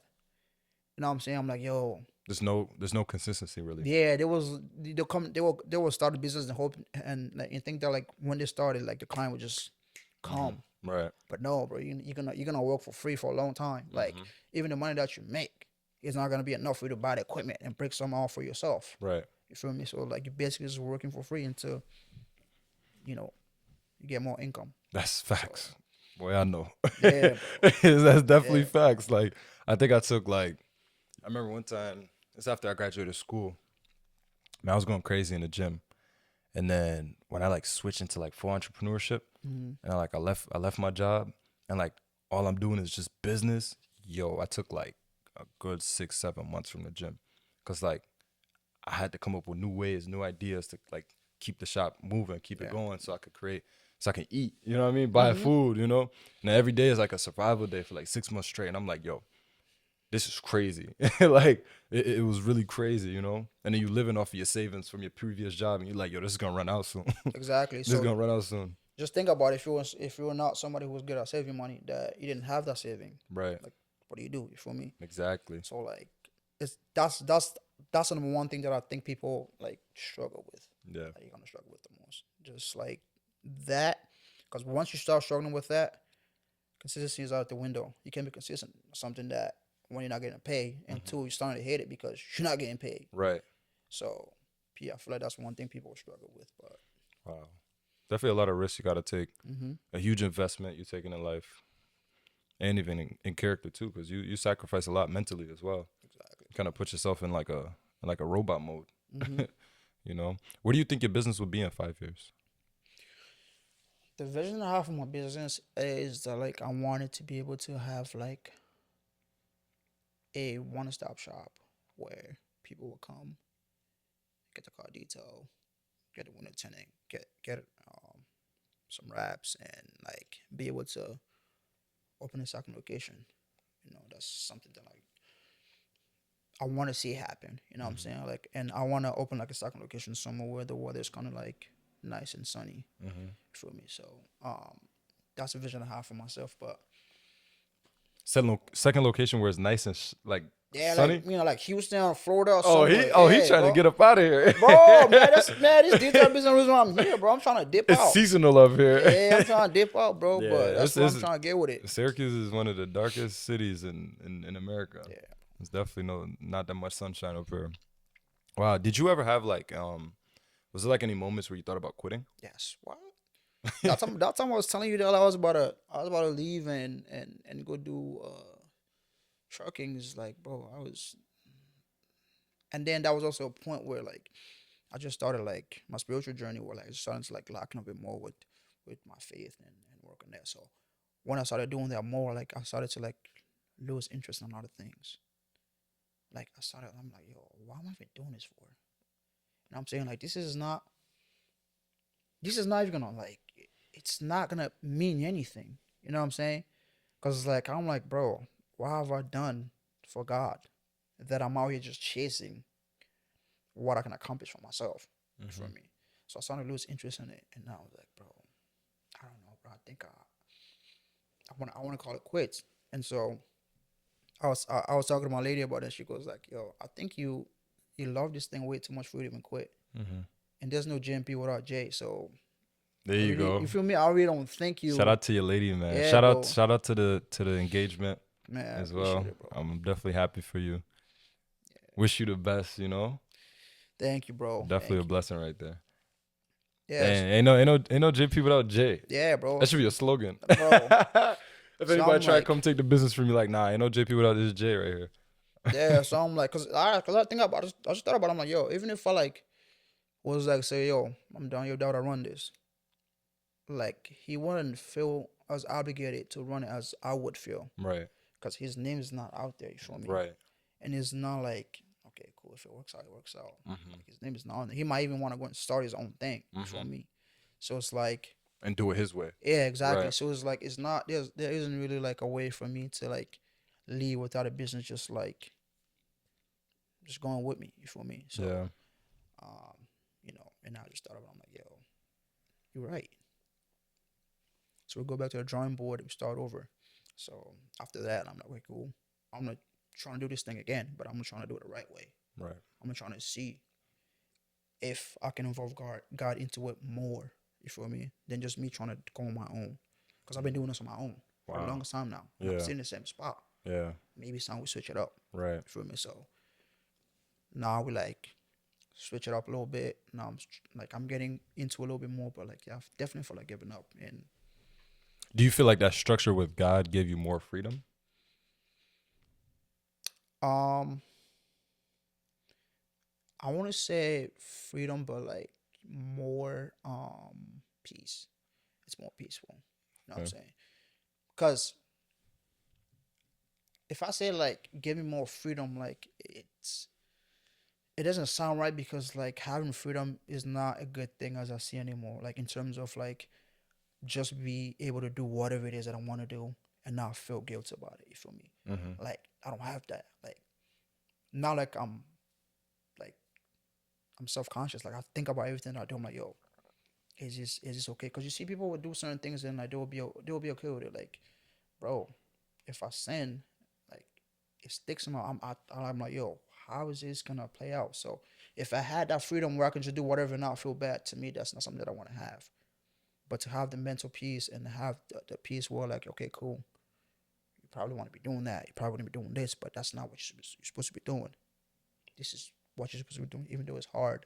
Right. At least it's giving you that peace that you need. And for me, I value peace way more than like me having my freedom to do whatever it is that I want. Like in terms of like, you know, going out to parties, doing this, doing that. You know what I'm saying? Just being everywhere else and just, Mm-hmm. you know what I'm saying? Like that type of freedom for me is not something that I look forward to because I was never the type to even want to like go out that often. You feel me? Right. So to me, that doesn't like bother me as much, but it's just like the mental peace that it offers because now like I could do things and then just like have that comfort that God is with me. Mm-hmm. Like He's gonna help me get through it one way or another. It doesn't matter like what's coming my way, what we got going on. Like what I'm saying, we're gonna get through it because God is there. You feel me? So I have that peace to like move with confidence without even have to have that little fear like shake me. You feel Mm-hmm. me? So That's beautiful. yeah. What's the hardest lesson in entrepreneurship taught you so far?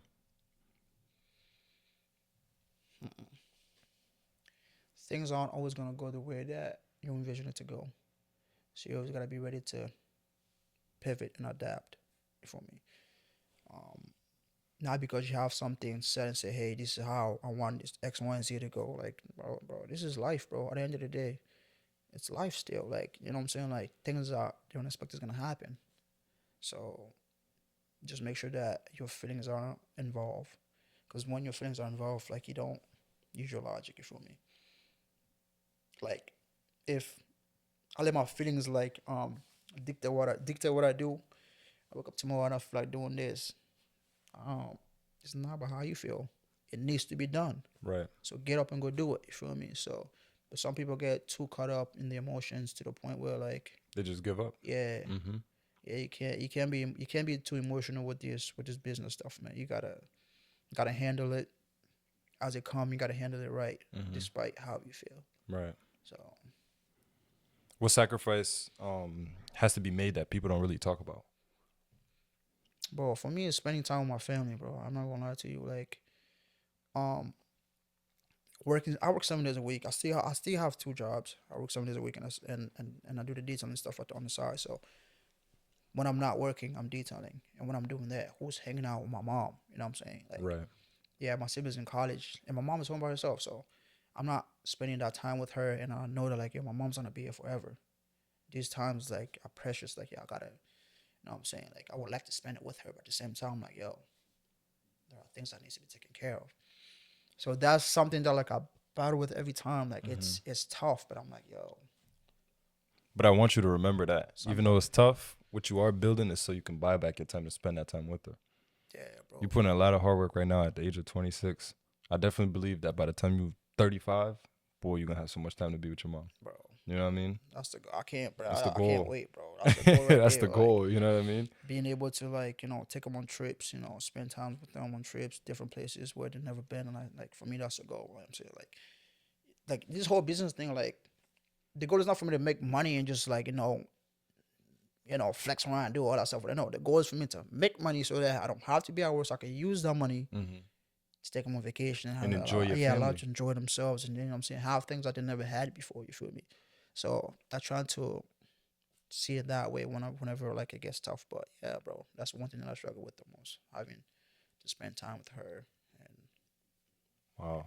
How do you handle pressure when responsibility is fully on you? honestly, Because it seems like it's been on you since you was 13, since you came to this country. yeah, and now it's at a point where like, if I'm stressed, I don't know if I don't know if I'm stressed or not. I can never tell when I'm stressed because I've just been going at it. Like, no matter how I felt, like I never had to just like stop and then just like express my feelings, like, or what I'm going through. And especially like me being the only man in the house, like they look at me as a support system. They look at me as their rock. I can't show no weakness. I can't show that like, yo, your foundation is shaking. I can't. You feel me? So I have to like be able to stand strong, and then just like, not like it's tough, bro. Like, I just don't know how to like feel that pressure, like not a pressure, but like know when I'm stressed, and then Right. like that stress gonna come from pressure. But for me, like, You kind of know that. You kind of. yeah, I've been through it for so long that it's kind of hard for me to kind of like figure it out. Mm-hmm. Like when things are like, no, not going You right, always bro. been in a position that if you do feel it, it's kind of gonna limit what you're producing. Yeah, Okay. yeah, I because definitely I understand that. can't just sit and look at, bro. I'm like, oh, I can't go to work today because I'm feeling sad, bro. What? Right. Get up, go. You know what I'm Yeah. saying? Bills still needs to be paid. Mm-hmm. Like, you feel me? So Wow. So, does it mean anything to you to be like an entrepreneur, like a business owner from Cameroon? Like, is that an identity that you hold with you? mm, it's not something that like it's not something that like I want to like, I don't know, like I don't know what the right word is, but it's not. Like, do you feel like a responsibility, like, to represent your culture or community in any kind of way? Uh, bro, yes and no, cause like I want to do it, but it's not through my business. You Right. know what I'm saying? Just Like, as you, Joe Nana. yeah, Okay. I don't want to do it through my business. Like, I want my Mm-hmm. business to be something just separate, Right. because that business does not represent where I'm from. Right. Whether that business fell, it does not represent where I'm from. You feel me? Right. So I kind of want to like isolate that. Well, like when younger kids look at you, especially like immigrant kids, Mm-hmm. when they look at you, I mean, and even when they go back and watch this podcast and they get to understand who you are, and they're like, wow, this guy has done so many amazing things, even before, by the time he turned 26, Mm-hmm. look how much he crammed into his life already. And he's from Cameroon, he's from the same place I am, he's from Africa or whatnot. Mm-hmm. Do you feel like some kind of like reward from that, like some kind of accomplishment of Yeah, that understanding? of course, bro. If like my story like, inspire other, young kids who come from where I come from, you know what I'm saying, Africa in general, that's something that like it's always a positive. That's something that I always want to see happen. You feel me? Like, Mm-hmm. and like like this actually happened to me one time, and then that's when I knew that like, yo, people are actually watching me. You feel me? Yeah. Because I went to the gym one time, and the gentleman that was working at the desk was, I went to school with him, but I graduated before him because I'm older than him. So Mm-hmm. I meet him there. He goes, "Hey man, Joe, you know what I'm saying? Like, I've been seeing what you're doing on on social media. Man, I'm proud of you with the real estate stuff. I'm proud of you. You inspire me to go back to school, and you inspire me to go to school and become a lawyer so I can take care of my family." Wow. Yeah, bro. Wow. Yeah, bro. You was like, yeah, that's That's why, the stuff that make you go hard. bro. Like, Like I was shocked. I was like, yo, people pay attention to what I post. and you Like, haven't spoken to him in how many years? yeah, bro. Like, Wow. I didn't know that. And he was like, Hmm. yeah, that's why I'm working here so I can pay for my school, you know. And then he said he was attending issue at the time. So, I, Imagine how long that dude's been waiting to talk to you. bro, I hope and pray, bro, you achieved our goal, bro. I hope and pray that you went through it and then you got your degree and you're doing what you're supposed to do. Cause man, that's when like it kind of hit me. Cause like for me, when I do stuff like I don't, and when I do stuff and I post on social media, I don't necessarily do it to kind of like gain attention. Hmm. I just do it. It's like social media for me is kind of like, Show people who you are. yeah, it's You kind of a know. little bit like a journal for me. For me to kind of Right. like come back and look at it. You feel Hmm. me? But like, and I don't necessarily think that my life is that impressive or that cool for anybody to even say that to me in the first place. Right. So the fact that you said that to me, I'm like, yo, I didn't know people actually watch my moves, watch what I'm doing, because Hmm. like it's not that impressive to me. But then again, like what I'm saying, it's people see it differently. So Right. Right. the fact that he came up and said that to me, I'm like, yo, bro, Wow. now I gotta watch what I post now. I can't just be like, Exactly. what I'm saying, posting a random thing to kind of like send out the wrong messages. So I gotta make sure like Right. what I post is authentic, but Hmm. it kind of like Hmm. leave the door open for people to kind of like draw the conclusion that they want, the positive conclusion that they want from it, Hmm. and go with that. You feel me? Right. Definitely. Oh my God. So if a young kid in Syracuse or back home, if they want to start a business but kind of feel behind, like they're not really up to do it, what would you tell them? Just go ahead and do it anyways. Just go ahead and do it anyways. Like, cause if you let's say you go and do it, and then you don't get the outcome that you wanted, at least you have more knowledge about the subject than you had before you even started the business. You know what I'm saying? So, me doing real estate, me doing detailing, like I started with no knowledge about the subject. But when I left, now like I understand the process of buying a house. I would have never understood that if I never went into if I never did it myself. Like cool, you work with. I think that's one thing that like also like it's kind of difficult because like when you work with buyers, right? They don't kind of understand. Some of them don't understand what actually goes on, especially if it's the first time buying a house. You feel me? So that the fact that they don't know much about it kind of stop a lot of people from like buying a house because they have that fear. Yo, I don't really know like What they're getting themselves yeah into, what I'm right? getting myself into and how's it gonna go, how's it gonna play out. Mm-hmm. But I went into it, I saw I'm like cool. I go back now. I got the knowledge now. If it didn't work out, I didn't. Now I have the knowledge, so just go do it. You're not gonna succeed, or you're gonna have more knowledge on the topic. You feel me? So it's like, and then even like, let's say you're doing that, and it doesn't work out, you can venture to something else that is like similar to what you was doing. But like for example, like me doing detailing, like I didn't think that was good to a point where like I started tinting cars, but now like I'm into it. Like I enjoy tinting cars.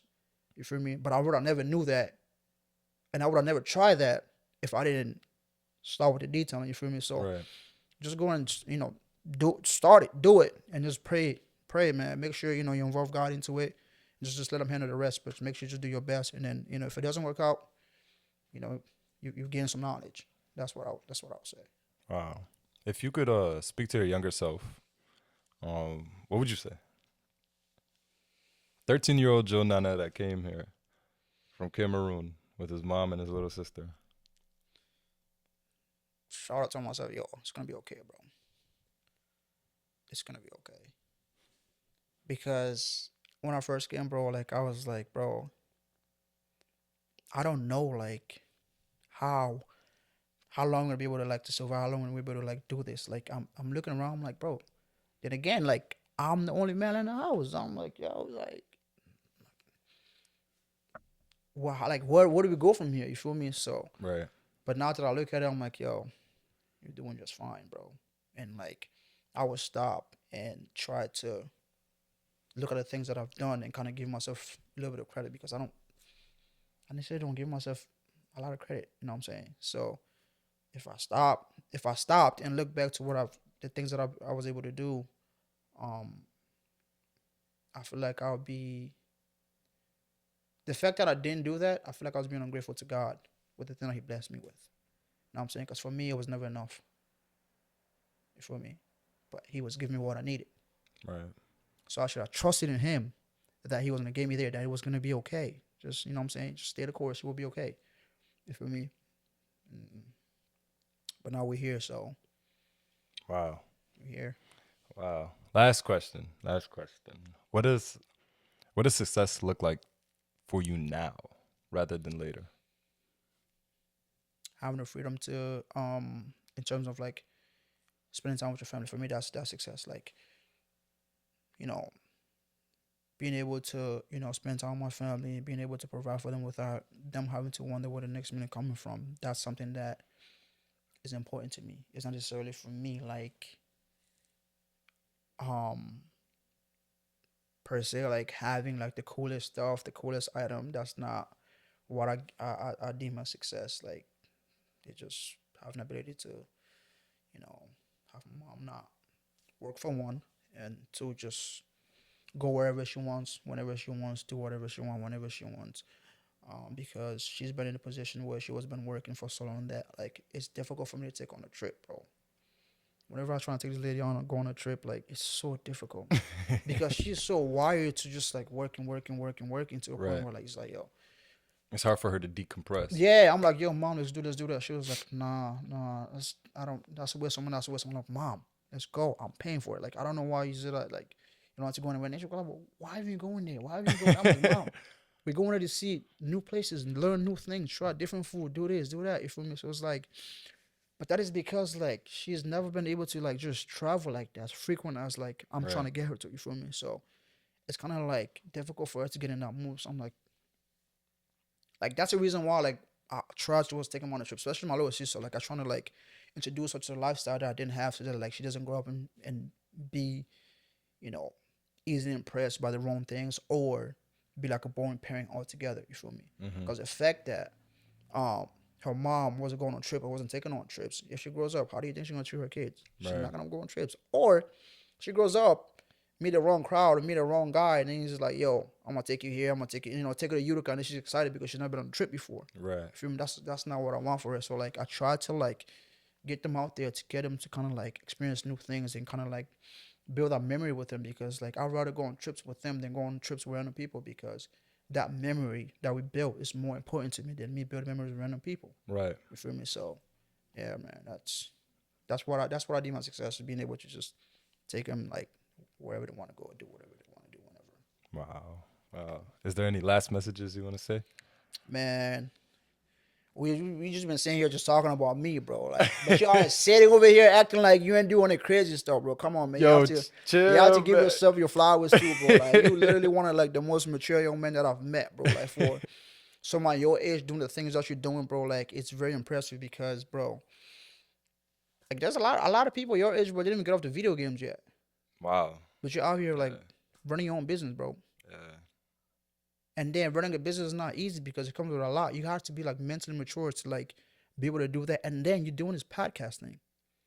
Yeah. And what this is even crazy because now you're putting yourself in a position where like you're basically giving the whole world an act like an opinion, to have an opinion based on what you're doing and who you are as a person. Right. But you're not letting that stop you. You feel me? Nah.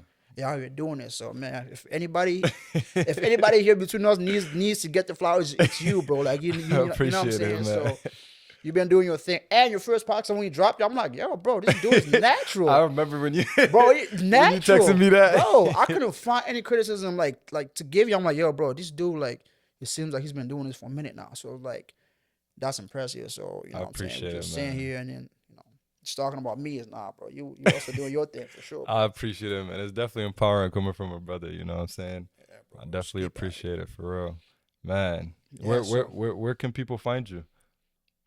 Go on Instagram. You can find me on Instagram, J&P Auto Detail, or you can just look me up, Journal. Like, if I'm my personal Instagram, hit me if anything. And before we leave, so I want to kind of like check. So, how many subscribers do you have so far? How many subscribers do I have? Yeah. Oh boy, I think like let me take a look. My phone's on airplane mode right now. Let's see. I have 50 subscribers right now. All right, bet. So if y'all could get my boy to 100 subscribers, Here we We're go. gonna randomly pick a person or like a random winner to get either a free detail from us, a free detail. So you're gonna run it how you want to run it. Do Here we what you go. gotta do. You know what I'm saying? Have them share, like, comment. You feel me? But once you hit that 50 subscriber mark, just let me know. There we go. We're gonna go from there. You feel Y'all me? hear that? Free detail. Yes, sir. Random person, free detail. Get me Yes, to sir. 100 subscribers. Y'all hear him? So, Joe Nana, J&P Auto Detail. yes, Follow sir. him on TikTok, on Instagram. Are you on Facebook yet? I'm on Facebook, but I don't really post Okay, on okay, there, okay. so. So, do you got a YouTube? Not Nah, yet. He's soon to have a nah, YouTube, y'all. nah. But y'all heard He's him. only doing it, so I need to do it. You feel me? I must let him do it. You know what I'm saying? So He's a y'all hear professional. him, So. man. Like check this out for real. Episode 5, Foremost Leaders Podcast. Joe Nana, JP Auto Detail. He is proof that discipline, identity, and consistency can build something real. Right here in the heart of Syracuse. He lives in your community. He looks just like you, and he's been through the same challenges as you. He's overcame the things that you've been through, and look at him now, 26-year-old. Look where he's gonna be. Hopefully, man. We trying to be up there, bro. Trying to be up Yeah. there. So, you know. Well, like and subscribe. You can take a look at this on Instagram, YouTube, Spotify, and yeah, tune in for more. Peace out. Formless, shape Yes, your sir. future. Man, that was fire, my Man, boy. shit, we'll see. We'll see. Yo, bro, We'll see, bro. your life is nuts. Like, Bro, your life is nuts, bro. it's Bro, I'm sitting there like taking this in. I'm like, bro, forget the camera. Like, man.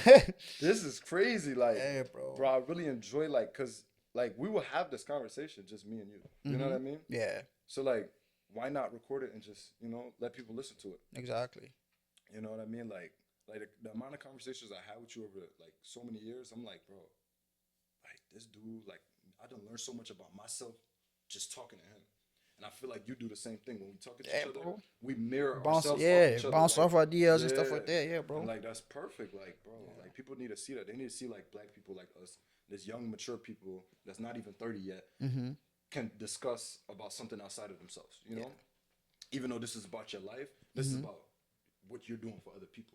The impact that you're making in other people's life. Because detailing is a service. Yeah. Auto repair is a service. Podcasting is a service. You know what I mean? Yeah. It's not like you're selling insurance or like, Yeah. selling stocks or whatnot. No, you're actually doing a service to get money. You know what I mean? So like, bro, this we're gonna be good, bro. We'll see, bro. We're gonna be good, man. We're gonna Like, see. damn, this stuff really makes me go hard. Like tomorrow, I'm gonna go to the shower and be strong. Like, Yeah, bro. crazy. Let them get to the 100 subscribers. You know what I'm saying? We could pick it however you want to pick it. You could do it, run it however you want to run it, and then just let me know, and then like we'll get them that detail.